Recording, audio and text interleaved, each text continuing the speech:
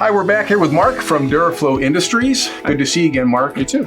I've mentioned before my wife's a pretty darn good cook. Every once in a while I get behind put on the apron myself.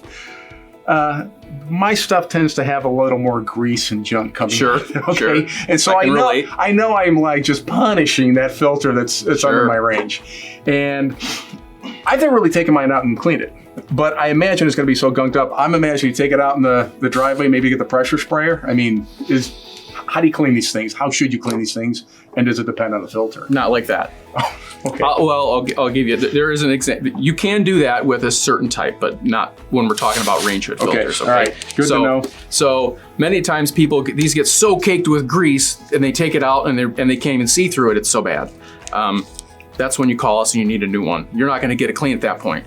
So what are the cleaning recommendations, right? Once you have a new one, here's what you want to do.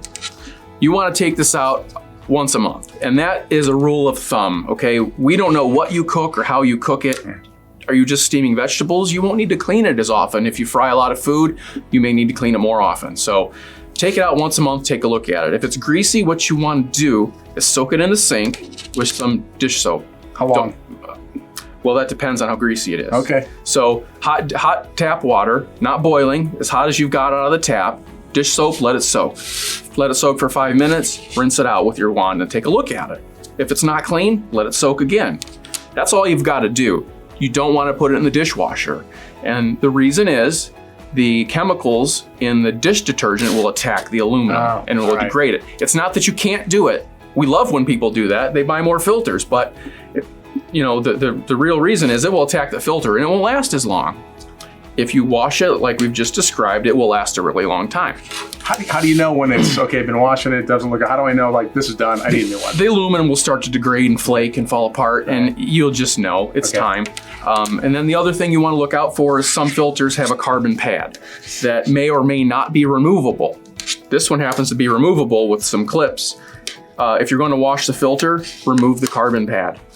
Carbon pads are expendable. They're not something that can be washed. So if you do get them wet, did you ruin it? Did I ruin it? These don't. That way.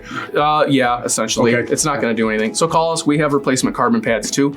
But when it comes to range hood filters, those are the kind of guidelines you want to do to wash it. Okay. Well, thanks so much for the information. Hope you enjoyed it. I know I did. You get a lot more information like this, great information, at duraflowindustries.com.